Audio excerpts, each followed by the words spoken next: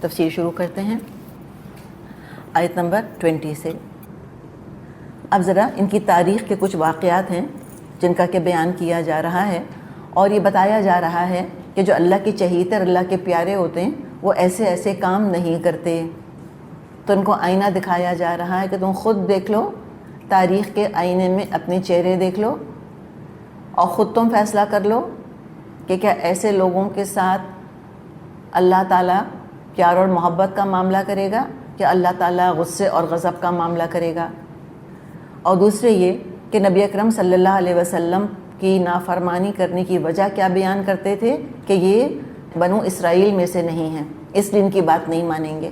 تو اللہ تعالیٰ بتا رہا ہے کہ موسیٰ علیہ السلام کی بات تم نے کون سی مانی تھی؟ وہ تو بنو اسرائیل ہی میں سے تھے نا۔ چلو محمد صلی اللہ علیہ وسلم پر تو تم ایمان بھی نہیں لاتے، تو بات کیا مانو گے؟ ان پر تو ایمان لانے کا دعویٰ کیا تھا تم نے موسیٰ علیہ السلام پر، وہ بنو اسرائیل میں سے تھے، ان کی بات تم نے کون سی مانی؟ تو بیک وقت دو کام ہیں جو یہاں کیے جا رہے ہیں۔ نمبر ایک وہی والی بات کہ یہود کو آئینہ دکھایا جا رہا ہے تاریخ کا، دوسرے مسلمانوں کو تسلی دی جا رہی ہے کہ اے صحابہ تم زیادہ امیدیں نہ لگانا ان سے کہ یہ نبی اکرم صلی اللہ علیہ وسلم کے ساتھ کوئی اچھا سلوک کریں گے، ان پر تو ایمان نہ لائے، جن پر ایمان لائے تھے ان کے ساتھ کیا معاملہ کیا ہے ذرا دیکھو اور عبرت پکڑو۔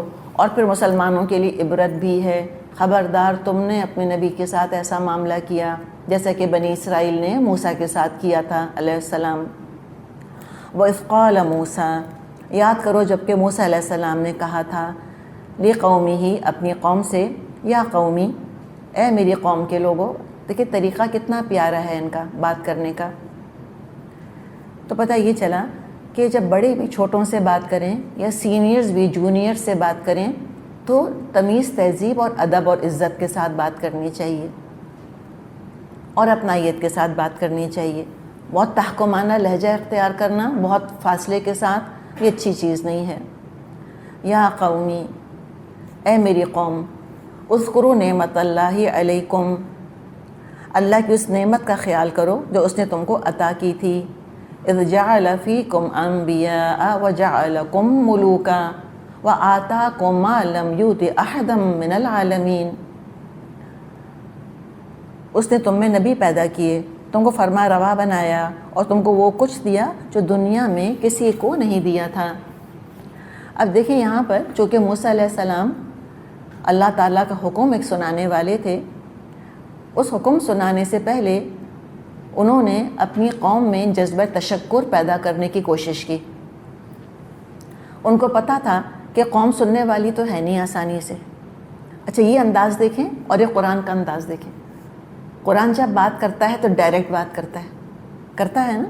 یہ نہیں ہوتا کہ پہلے نبی اکرم صلی اللہ علیہ وسلم سے کہا گیا ہو کہ چلیں صحابہ کو جمع کریں، ذرا احسانات تو یاد دلائیں، ذرا دل تو ان کے نرم کریں، ذرا مائنڈ سیٹ تو ان کا بنائیں، پھر حکم دیجیے گا۔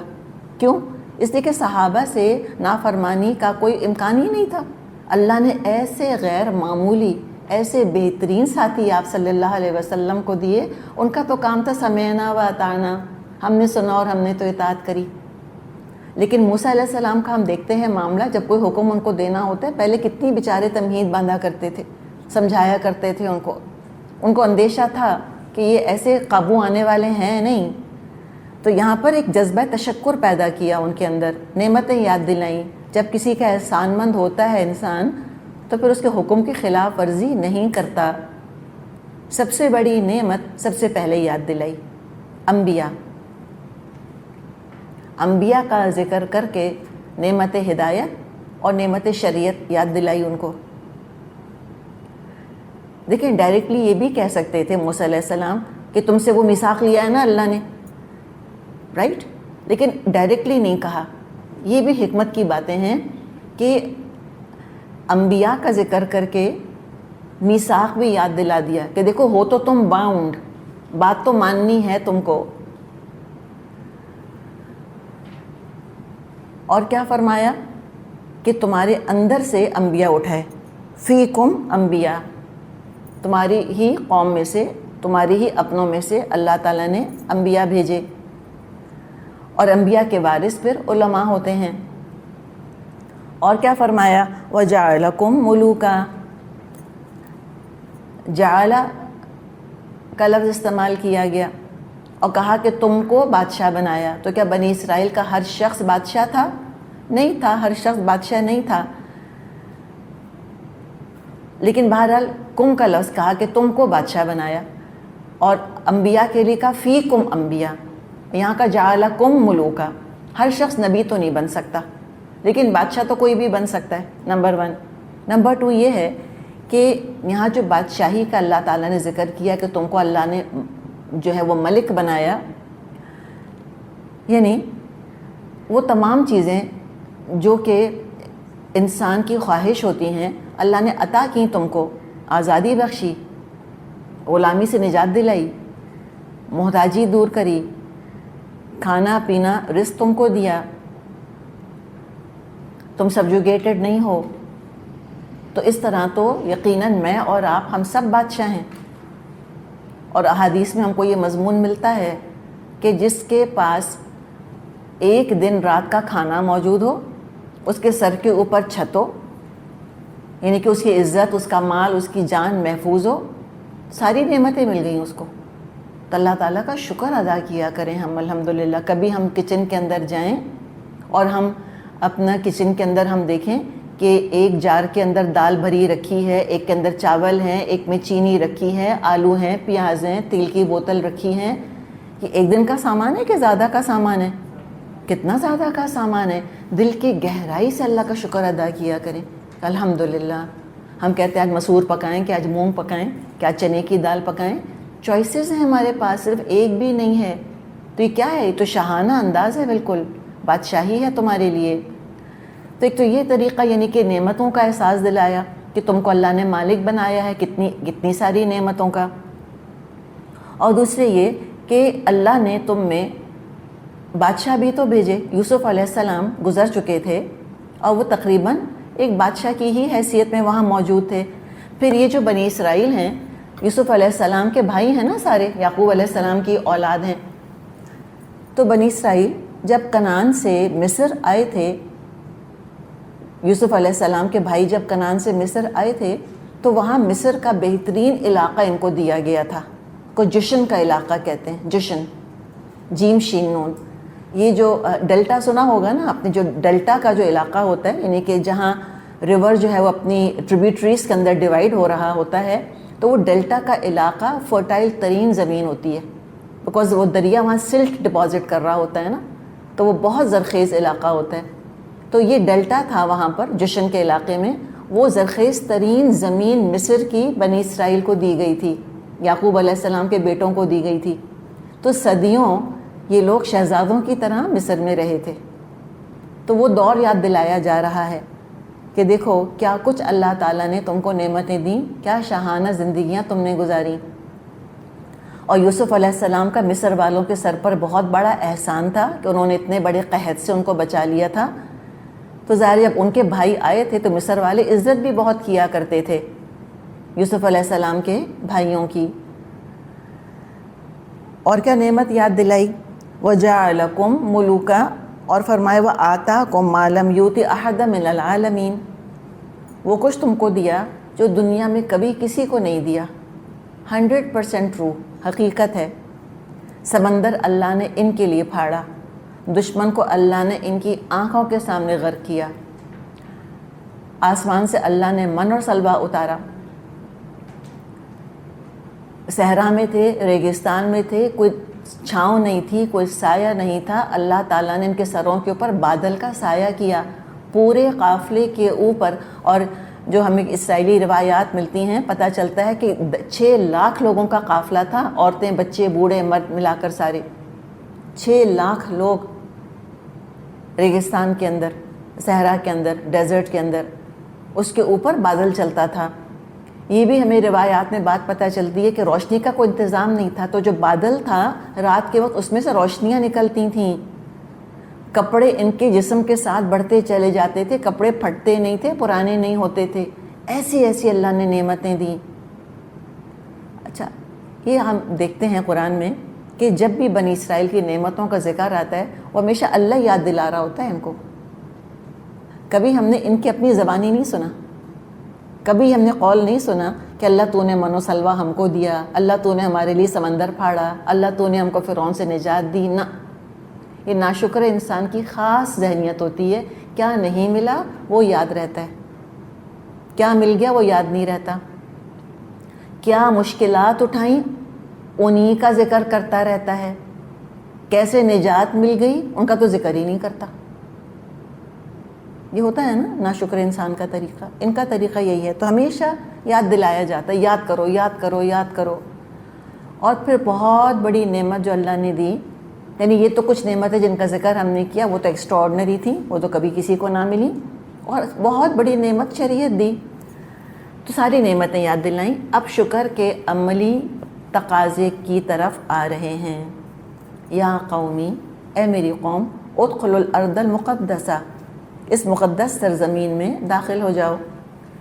التی کتب اللہ لکم ولا ترتدوا علی ادبارکم فتنقلبوا خاسرین, جو اللہ نے تمہارے لیے لکھ دی ہے, پیچھے مت ہٹو ورنہ ناکام اور نامراد پلٹو گے. اچھا, کہہ رہے ہیں داخل ہو جاؤ کس میں؟ الارض المقدسہ کے اندر. کون سی سرزمین ہے؟ فلسطین. آج تو فلسطین ایک چھوٹا سا علاقہ ہے, پیلسٹائن جس کو ہم کہتے ہیں. اس زمانے میں فلسطین یا جو کہ ارض مقدس ہے, جو کہ فلسطین کا علاقہ ہے, یہ شام کا علاقہ تھا, جو آج کے دور میں سیریا, پیلسٹائن, جارڈن, لیبنن, اردن, لبنان, فلسطین اور شام, ان تمام ممالک کو کور کیا کرتا تھا.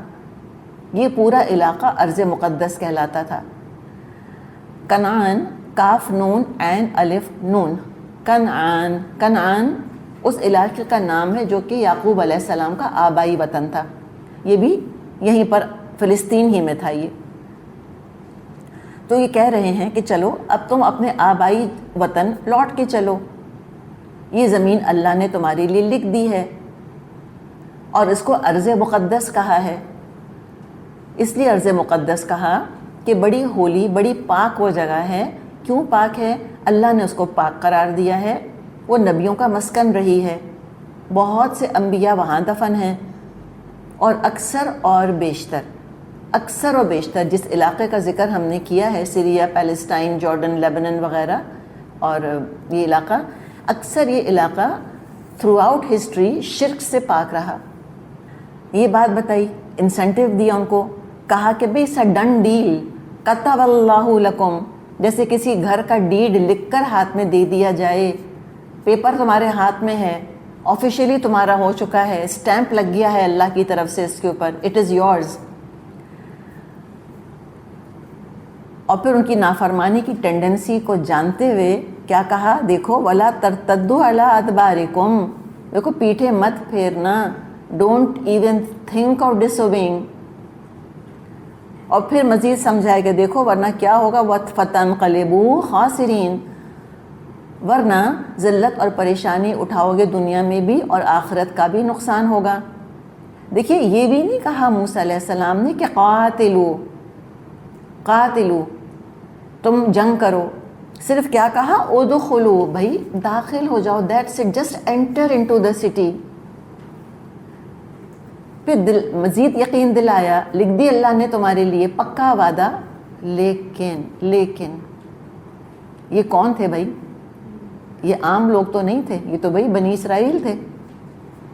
وہی رسپانس ان کا ہوا جس کا کہ شدید اندیشہ تھا موسیٰ علیہ السلام کو. قالو, بولے. اچھا, اس میں اب ذرا اپنے امیجنیشن کو ضرور استعمال کیا کریں. موسیٰ علیہ السلام درد دل سے, ہمدردی سے, خلوص سے, عاجزی سے, پیار سے یا قومی کہہ کے ان سے بات کر رہے ہیں. اب ہم تصور تو نہیں کر سکتے کیسے ہوں گے موسیٰ علیہ السلام. بہرحال ایک امیج ان کا آتا ہے نا کہ بہت لمبے چوڑے ہوں گے, بہت مضبوط ہوں گے, اور اللہ تعالیٰ نے ظاہر ہے ان پہ کیا کہا ہم آگے پڑھ لیں گے, القیت علیک محبۃ منی, کہ جو دیکھتا تھا وہ گرویدہ ہو جاتا تھا ان کا. کیا شخصیت ہوگی دیکھیں نا موسیٰ علیہ السلام کی, اور کیسے بات کر رہے ہیں اپنی قوم سے, اتنی اپنائیت سے, اتنے پیار سے, کیسے ان کو ہمت دلا رہے ہیں. ادھر قوم کا ایٹیٹیوڈ دیکھیں, ان کی اکڑ، ان کا تکبر، ان کی لاپرواہی، ان کا اپنے خود خیالوں کے اندر رہنا. ان کے سردار کھڑے ہیں، ساری بات سن رہے ہیں، اور تصور آتا ہے کوئی کھڑا اپنی دانتوں کے اندر خلال کر رہا ہے، کوئی ادھر ادھر دیکھ رہا ہے. موسیٰ علیہ السلام حکم دلا رہے ہیں، آنکھوں ہی آنکھوں میں اشارے کر رہے ہیں دوسرے کو کہ یہ سنو، نئی بات لے کر آ گئے. یہ ان کا انداز، ایک لاپرواہی، ڈسٹریکٹڈ ایبسلیوٹلی. اب بولے، قالو بولے، یا موسیٰ، اے موسیٰ. ایک تو بات کرنے کا طریقہ دیکھیں، نہ ادب نہ تمیز. نہ یہ کہیں گے یا نبی اللہ، نہ کہیں گے کہ یا رسول اللہ، ڈائریکٹ نام لیتے ہیں جیسے کہ برابری ہے کوئی ان کے ساتھ. اور یہ بات بھی ہم یاد رکھیں. پھر یہ جو کلچر آج کل ہم دیکھ رہے ہیں یہ بڑا ریسنٹ ہے. ہمیشہ سے دنیا کا کوئی کلچر ہو، امریکہ ہو یا افریقہ ہو، چین ہو کہ جاپان ہو، یا پاکستان ہو یا انڈیا ہو یا سعودی عرب ہو، کچھ بھی ہو، ہر جگہ کلچر یہ رہا کہ بڑوں کا نام نہیں لیا جاتا. کیوں خطاب پر اتنا زور تھا کہ کس طرح بات کرنی چاہیے؟ بلکہ خود ہم آبا و اجداد سے پوچھیں تو اس زمانے میں تو کوئی ایک آدھ خالہ تو نہیں ہوتی تھی نا، ایک آدھ پھپھو تو نہیں ہوتی تھی، 4-5 ہیں. تب کیا کریں بھائی؟ بڑی کو تو بڑی کہہ دیا، چھوٹی کو تو چھوٹی کہہ دیا، بڑی خالہ چھوٹی خالہ، بیچ والی کو کیا کہیں گے؟ منجلی کہہ دیا. اب ایک اور بھی ہے، اب اس کو کیا کہیں گے؟ تو سنجلی کہتے تھے. سنا ہے آپ نے ورڈ؟ نہیں سنا؟ بڑی خالہ، منجلی خالہ، سنجلی خالہ اور چھوٹی خالہ. تو ہم اپنی امی سے اور اپنی یعنی کہ پچھلی نسلوں سے سنتے ہیں کہ اس طرح کہا جاتا تھا کہ ہم کبھی بھی نام نہیں لیتے تھے بڑوں کا، بلکہ ہمیشہ کوئی ٹائٹل ہے جس سے کہ پکارا جاتا تھا. کیا ریزن تھا؟ کوئی سائیکالوجی ہے اس کے پیچھے؟ آف کورس اس کے پیچھے سائیکالوجی ہے. بات یہ ہے کہ خطاب کرنے کے انداز سے رویوں پہ اثر پڑتا ہے، ایٹیٹیوڈ پہ فرق پڑتا ہے. جب نام لے کر بات کی جاتی ہے، چلیں ہم تو پھر بھی خالہ ماموں پھپھو لگاتے ہیں ساتھ، لیکن ڈائریکٹ نام لے کر بات کرنے سے ہوتا کیا ہے کہ ادب چلا جاتا ہے، برابری آ جاتی ہے، چھوٹے بڑے کا لحاظ نہیں رہتا. اور جب برابری آ جاتی ہے، ادب چلا جاتا ہے، تو پھر اطاعت بھی چلی جاتی ہے.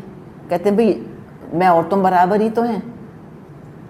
عمر اور رشتوں کا فرق مٹ جاتا ہے، سب برابر ہو جاتے ہیں.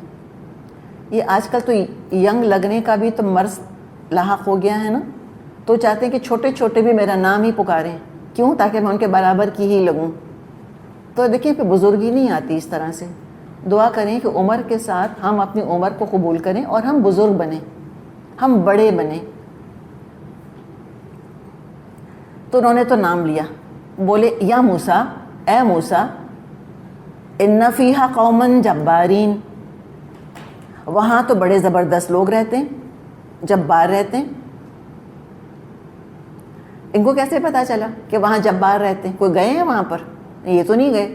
کیا بتایا تھا آپ کو کل تفسیر کے اندر کہ جو 12 نقیب تھے ان کو حالات معلوم کرنے کے لیے موسیٰ علیہ السلام نے بھیجا تھا. تو ان میں سے روایات یہ آتی ہیں کہ ان میں سے بعض کو وہاں کے مقامی لوگ پکڑ کر لے گئے. اور کیسے پکڑا؟ جیسے کوئی پھل یا سبزی پکڑتا ہے، لٹرلی جیسے بیگ نہیں اٹھا لیتے ہم، ایسے ان کو اٹھا کر لے گئے. وہ اتنے لمبے چوڑے اور اتنے طاقتور تھے، اور اپنے بادشاہ کے پاس لے گئے ان کو. بادشاہ نے پھر ان کو جب دیکھا نقیبوں کو تو کہا کہ ان کو چھوڑ دو تاکہ واپس جا کر اپنی قوم کو ڈرائیں، بتائیں، تاکہ قوم ہمت ہی نہ کرے داخل ہونے کی. اور موسیٰ علیہ السلام نے کیا کہا تھا نقیبوں کو بھیجتے وقت کہ سب کے سامنے نہیں بتانا، چپکے سے آ کے مجھ کو بتانا. منع کرنے کے باوجود 10 نقیبوں نے سارا حال قوم کے سامنے بیان کر دیا تھا کہ دیو قامت ہیں، تند خو ہیں، پہلے ہی بزدل تھے یہ سارے کے سارے، اور موریل ڈاؤن ہو گئے ان کے بالکل. تب سبق کیا ہوا میرے اور آپ کے لیے؟ سبق یہ ہوا کہ جب کوئی سینئر ہم کو انسٹرکشن دے تو ان کو اس انسٹرکشن کو، ہدایت کو غور سے سننا چاہیے اور عمل کرنا چاہیے. اور دوسرا ہم کو سبق یہ ملا کہ پریشانی کی خبر خاموشی سے آ کر متعلق فرد کو بتا دینی چاہیے، چرچا نہیں کرنا چاہیے. یہ ہے بزرگی، یہ ہے ٹھہراؤ. قوم نے تو اپنا پسندیدہ لفظ فوراً استعمال کر لیا. وہ کیا تھا؟ لن. ہرگز نہیں. لن نصبرا یاد ہے؟ اچھا، کہنے لگے کہ وہاں تو بڑے جبار بستے ہیں. وَإِنَّا لَن نَدْخُلَهَا، ہم تو ہرگز داخل نہیں ہوں گے. تم نے سمجھا کیا ہے ہم کو اے موسیٰ؟ کبھی بھی نہیں جائیں گے اس میں. حَتَّى يَخْرُجُوا مِنْهَا، ہم تو نہیں جائیں گے جب تک وہ نکلتے نہیں. فَإِن يَخْرُجُوا مِنْهَا، اگر وہ نکلے. کیا لفظ استعمال کر رہے ہیں؟ اذا نہیں کہہ رہے. اذا کا مطلب کیا ہوتا ہے؟ اذا کا مطلب ہوتا ہے کہ جب، اس میں یقین زیادہ ہے، اور ان آتا ہے شرط کے لیے. اس سے اندازہ ہو رہا ہے کہ ان کو یقین ہی نہیں تھا کہ وہ نکلیں گے. کہنے لگے if at all، اگر وہ نکل گئے تو چلو ہم بڑا احسان کریں گے موسیٰ تمہارے سر کے اوپر. فَإِنَّا دَاخِلُونَ، چلو تم بھی کیا یاد کرو گے، ہم پھر داخل ہو جائیں گے. جان نہ جل جائے انسان کی. تو اول تو کہا کہ داخل ہی نہیں ہونا ہم کو، پھر کہا کہ اچھا جب وہ نکلیں گے، اور اگر وہ نکلے if at all، اول تو اس کے چانسز کم ہیں، چلو اگر وہ نکل گئے بس ٹھیک ہے، چلو پھر کیا ہے. فَإِنَّا دَاخِلُونَ، ہم تمہارے سر پہ احسان کریں گے موسیٰ، پھر ہم داخل ہو جائیں گے. شان دیکھیں ان کی. قال رجلان، دو مرد بولے. اب یہ کون ہیں دو؟ یہ وہ دو نقیب ہیں. کیسے ہیں یہ؟ من الذین یخافون، جو کہ ڈرتے تھے. انعم اللہ علیہما، جن کو اللہ نے اپنی نعمت سے نوازا تھا. یہ دو کون تھے؟ قرآن نے تو ان کا نام نہیں بتایا، اسرائیلی روایات ہی سے ان کا نام پتہ چلتا ہے. ایک تھے یوشع بن نون، یا واو شین عین، یوشع. جوشوا بھی کہتے ہیں نا، یہ نام ہوتا ہے کرسچنس کے اندر، جوز کے اندر. یوشع بن نون، اور دوسرا نام ہے کالب. قالب کے بجائے کالب، کاف الف لام با. کالب بن، بعض کہتے ہیں یوفنا، بعض کہتے ہیں یوقنا. فا یا قا، اس کا قاف یا اس کا فرق ہم کو ملتا ہے. یوفنا نام تھا یا یوقنا. کالب یہ بھی نقیبوں میں سے تھے. یہ اللہ کے نیک بندے تھے. انہوں نے واپس آ کر کہا تھا کہ علاقہ بہت اچھا ہے، نعمتیں وہاں پر بہت ہیں، لوگ لمبے چوڑے تو ہیں جسمانی طور پہ، لیکن دل کے کمزور ہیں، یعنی بہادر نہیں ہیں. ان کو اپنے رسول، اپنے رب کے وعدے پر پختہ یقین تھا. تو ایمان سے بھی ہم دیکھتے ہیں کیا آتا ہے شخصیت کے اندر، کیا بہتری پیدا ہوتی ہے. ایمان سے اعتماد آتا ہے، ایمان سے اطاعت آتی ہے لیڈر کی، ایمان سے بہادری آتی ہے، کانفیڈنس آتا ہے. تب یہ دو لوگ ہیں جن پہ اللہ نے انعام کیا تھا، اور یہ اللہ سے ڈرنے والے تھے. اللہ نے اپنی نعمت سے ان کو نوازا تھا. کیا کہا انہوں نے؟ قال رجلان من الذین یخافون انعم اللہ علیہما ادخلوا علیہم الباب، ان جباروں کے مقابلے میں دروازے کے اندر داخل ہو جاؤ. یہ کہہ رہے ہیں کہ بھائی جنگ کی نوبت نہیں آئے گی، تم داخل تو ہو. اللہ کے خوف نے دشمن سے بے خوف کیا ہوا تھا، اللہ سے ڈرنے والے تھے. اللہ کا بڑا انعام ہے یہ کہ انسان اللہ سے ڈرے. کہا کہ ادخلوا علیہم الباب، تم دروازے میں داخل ہو. فاذا دخلتموہ فانکم غالبون، اور جب تم اندر داخل ہو جاؤ گے تم ہی غالب رہو گے. کیسے انسینٹیو دے رہے ہیں، اس سے زیادہ اور کیا کہہ سکتے ہیں کہ بے خالی قدم رکھنا ہے تم کو اس کے اندر، دیٹس اٹ. اور پھر کہہ رہے ہیں کہ اچھا ابھی بھی تمہیں ڈر لگ رہا ہے، وعلی اللہ فتوکلوا، تو تم کو چاہیے کہ تم اللہ ہی پر توکل کرو. ان کنتم مؤمنین، اگر تم مومن ہو، یعنی اگر تم بات نہیں مانتے، اگر تم ڈرے جاتے ہو، اگر تم اللہ پہ توکل نہیں کر رہے، اگر تم کو اللہ کے وعدے پر یقین نہیں ہے، کتب اللہ لکم، کہ وہ زمین اللہ نے لکھ دی ہے تمہارے لیے، تو اپنے ایمان کی فکر کرو. مومنی کدھر ہو پھر تم؟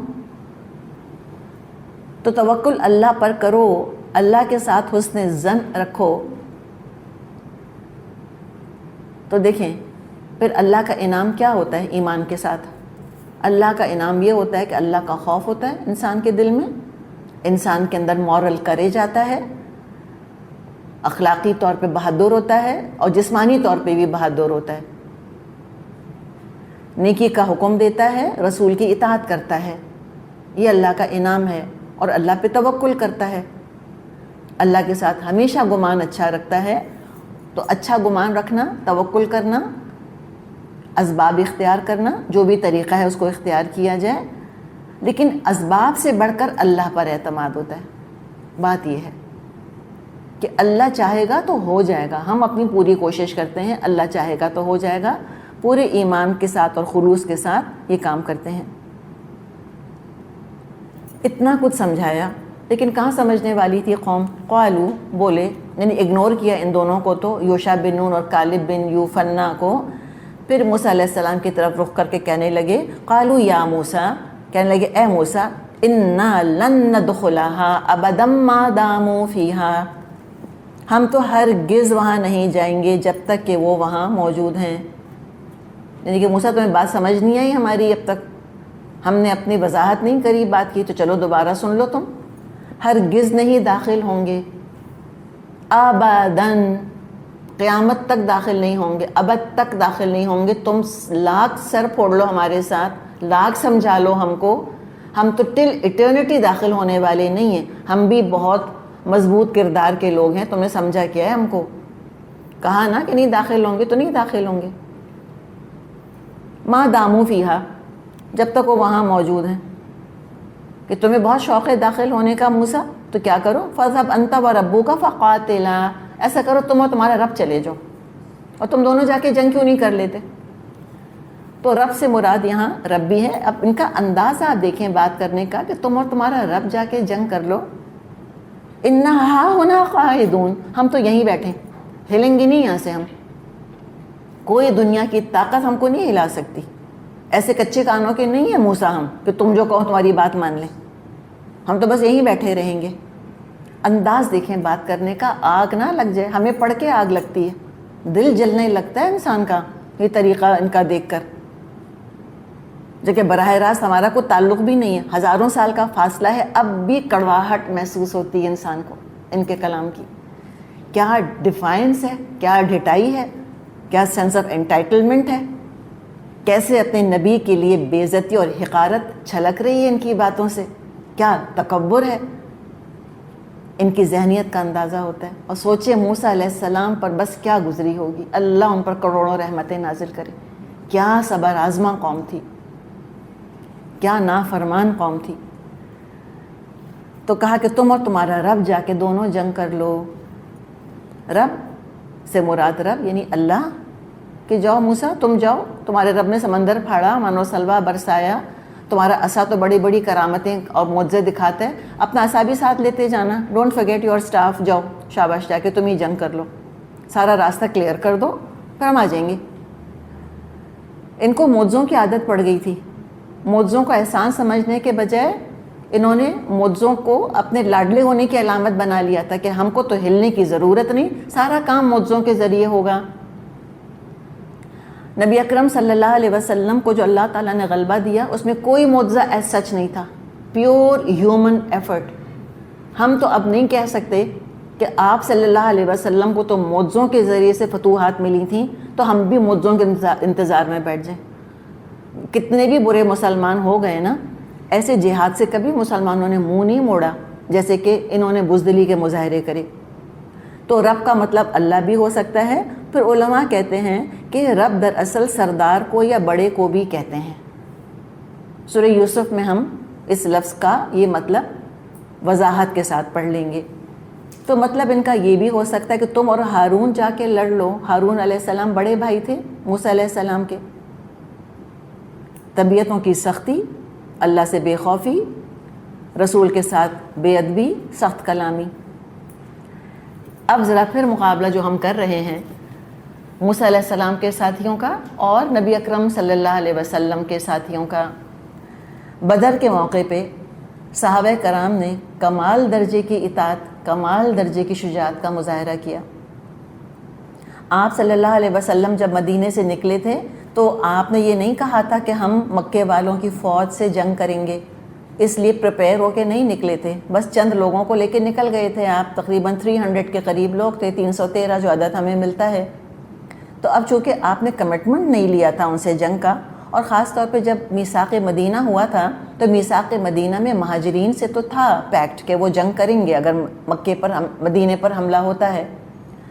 مدینے کے جو انصار تھے ان سے پیکٹ یہ ہوا تھا کہ وہ دفاع کریں گے مدینے کا، یہ نہیں تھا کہ مدینے سے نکل کے جنگ کریں گے۔